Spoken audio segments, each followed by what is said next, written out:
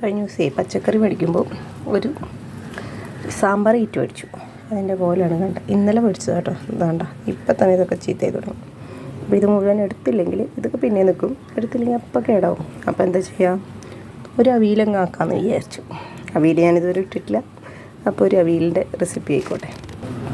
ഇത് കണ്ടോ, ഇതൊക്കെ എന്ത് മൂത്താണെന്നറിയോ? ഇതിനൊക്കെ എത്ര പ്രായമുണ്ടെന്ന് അറിയാൻ പാടില്ല. അത്ര മൂത്ത മുരിങ്ങക്കായാണ്.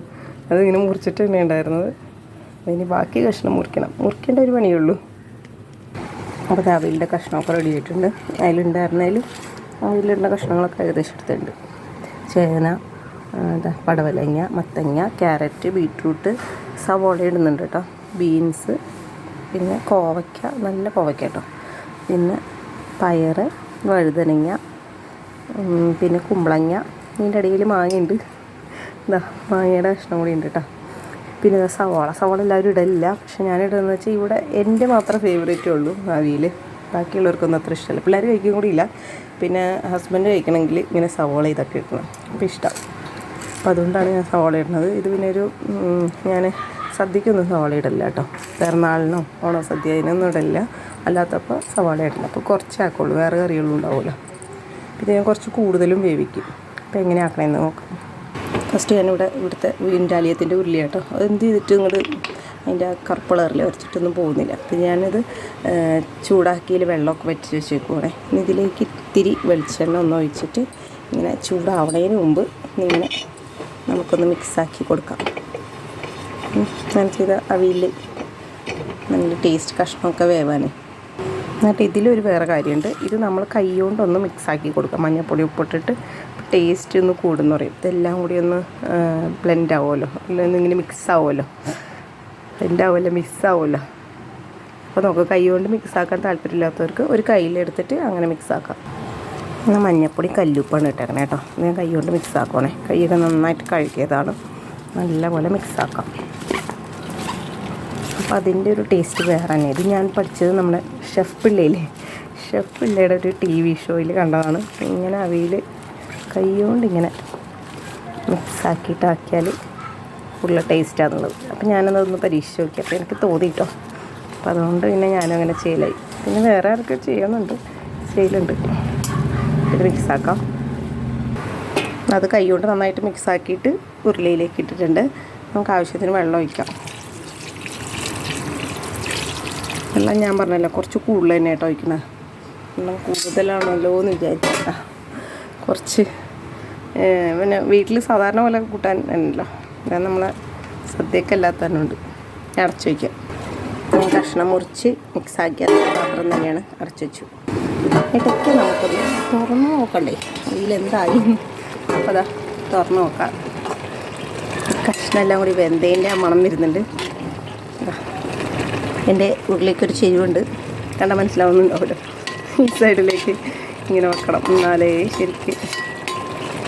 ഉരുളിയുടെ ചെരുവല്ല ആക്ച്വലി, ഇത് ഗ്യാസ് സ്റ്റൗവിൻ്റെ അങ്ങനെയുള്ളതല്ല, എന്തോ ഒരു ചെരുവുണ്ട് ഇപ്പം. അപ്പോൾ ചേന ശരിക്കും വെന്തില്ലെങ്കിൽ ചൊറിയും. അങ്ങനെ അബദ്ധങ്ങളൊക്കെ എനിക്ക് പറ്റിയതായതുകൊണ്ടാണ് ഞാൻ കുറച്ച് കൂടുതൽ വെള്ളം ഒഴിച്ചത്. അപ്പോൾ അത് ചേന നന്നായിട്ട് എന്തോ നോക്കണമല്ലോ. ചേന വന്നിട്ടുണ്ട്. അപ്പോൾ ഇനി നമുക്ക് തേങ്ങ ചേർക്കാം. തേങ്ങ തിരുമ്മി വെച്ചിട്ടുണ്ട് ഞാൻ. അപ്പോൾ അതൊന്ന് ചതച്ചെടുത്താൽ മതി. ചിലർ അരച്ചിട്ട് ചേർക്കലുണ്ട് കേട്ടോ. കണ്ണൂർ ആ ഭാഗത്തൊക്കെ ഹസ്ബൻഡിൻ്റെ അവിടെയൊക്കെ അരച്ച് ചേർക്കലുണ്ട്. നാത്തൂനൊക്കെ ആക്കുമ്പോൾ അരച്ചിട്ടാണ് ചേർക്കൽ. അങ്ങനെ ചേർക്കണമെങ്കിൽ കുറച്ച് വെള്ളമായിട്ട് നമ്മൾ കറിയായിട്ട് വീട്ടിൽ സാധാരണ യൂസ് ചെയ്യുമ്പോൾ അങ്ങനെ ചേർക്കൽ. തേങ്ങ അരച്ച് ചേർക്കും മിക്സിയിൽ. അങ്ങനെ ഇഷ്ടമുള്ളവർക്ക് അങ്ങനെ ചേർക്കാം, ചെയ്ത് നോക്കാത്തവർക്ക് ചെയ്യാം. പിന്നെ അവിയലിനൊരു കഥയുണ്ട്. പാഞ്ചാലി ഉണ്ടാക്കിയത് അവിയലെന്ന് പറഞ്ഞിട്ടുണ്ട് ഞാൻ. എൻ്റെ അപ്പൂപ്പനെ പറഞ്ഞതന്നെ. വേറെയും കഥകളുണ്ട്, എനിക്ക് എന്താണെന്ന് ഇപ്പോൾ ഓർമ്മയില്ല. നിങ്ങൾക്കറിയോ അവിയലിൻ്റെ കഥകൾ? അറിയണവരൊന്ന് കമൻറ്റ് ചെയ്യണേ. നല്ല ബീട്രൂട്ടൊക്കെ ഇട്ടപ്പോൾ നല്ല കളർഫുള്ളായി. എനിക്കിഷ്ടമാണ് ബീട്രൂട്ട് സാമ്പാറിൽ അവിയലൊക്കെ ഇടുന്നത്. ഇവിടെ എല്ലാവർക്കും ഇഷ്ടമാണ്. പിള്ളേർ പിന്നെ അവിയൽ കൂട്ടില്ല, സാമ്പാറിൽ ബീട്രൂട്ട് ഇഷ്ടമാണ്. അപ്പോൾ നമുക്ക് തേങ്ങ ചതച്ചിട്ടിടാം. തേങ്ങ എടുത്ത് വെച്ച്, പിന്നെ ജീരകം വെളുത്തുള്ളിയും ചെറിയുള്ളിയും ചേർക്കുന്നുണ്ട് കേട്ടോ. ഇത് ചിലർ ചേർക്കും, ചിലർ ചേർക്കില്ല. വേണമെങ്കിൽ ഒരു പച്ചമുളകും കൂടി ഇതിൻ്റെ കൂടെ മിക്സാക്കാം. ഇത് ഞാൻ പറഞ്ഞില്ലേ, അവിയൽ ഇവിടെ എൻ്റെ മാത്രമേ ഫേവറേറ്റ് ഉള്ളൂ. പക്ഷേ വെളുത്തുള്ളിയും ചെറിയുള്ളിയൊക്കെ ഇട്ടിങ്ങനെ സവോളയെ കൂടി ഇട്ട് അടിച്ചിട്ടെടുത്ത് കഴിഞ്ഞാൽ ഹസ്ബൻഡിനും ഇഷ്ടം. അപ്പോൾ അതുകൊണ്ടാണ് ഞാൻ ഇങ്ങനെ ചേർക്കുന്നത് കേട്ടോ. അപ്പോൾ ചതച്ചിട്ട് വരാം. ഇതാ തേങ്ങ ഞാൻ ജസ്റ്റ് ഇങ്ങനെ ചതച്ചെടുത്തിട്ടുള്ളൂ കേട്ടോ. വെള്ളം തിളച്ചിട്ടുള്ളൂ, ഒരുപാട് ഒഴിച്ചിട്ടില്ല. ഇനി അതിൽ ചേർക്കാം. തേങ്ങയിലേക്ക് ഇട്ടിട്ടുണ്ട്. ഇനി മിക്സാക്കാം. ഇത് മിക്സാക്കുക, തേങ്ങ ഇട്ടിട്ട് നല്ലപോലെ മിക്സാക്കിയിട്ടുണ്ട് കേട്ടോ.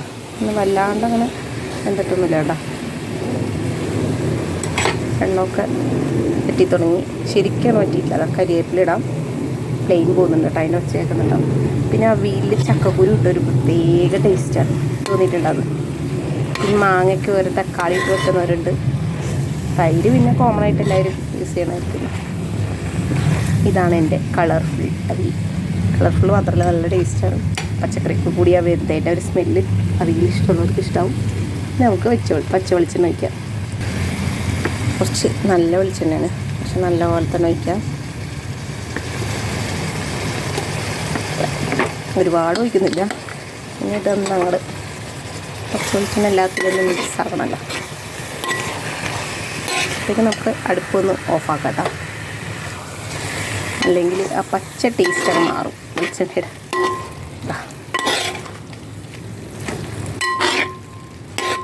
കഷ്ണത്തിലൊക്കെ കൂടി ഒന്ന് പിടിക്കാൻ വേണ്ടിയിട്ടാട്ടോ. അത്രേ ഉള്ളൂ. പിന്നെ ഇത് അടച്ച് വയ്ക്കുമ്പോൾ ഇലയൊക്കെ ഇട്ട് അടച്ച് വെച്ചാൽ കുറച്ചും കൂടി നല്ലതാണ്. നമുക്കിവിടെ വാഴയിലൊന്നും അങ്ങനെ എപ്പം കിട്ടില്ല. പിന്നെ കളർഫുൾ അവിയൽ റെഡി ആയിട്ടുണ്ട്. ഇതുപോലെ ആക്കി നോക്കാത്തവരൊന്നും ആക്കി നോക്കണേ, അല്ലെങ്കിൽ നിങ്ങളെങ്ങനെ അവിയലാക്കണേന്നൊന്ന് കമൻറ്റ് ചെയ്യണം. പിന്നെ അവിയലിൻ്റെ കഥ നേരത്തെ പറഞ്ഞ പോലെ പാഞ്ചാലി അല്ലാതെ വേറെ ആരെങ്കിലാണോ അവിയലുണ്ടാക്കിയെങ്കിൽ അതും. അപ്പോൾ ഓക്കെ, ബൈ. ലൈക്ക് ഷെയറും സബ്സ്ക്രൈബും ചെയ്യണേ ചെയ്യാത്തവർ.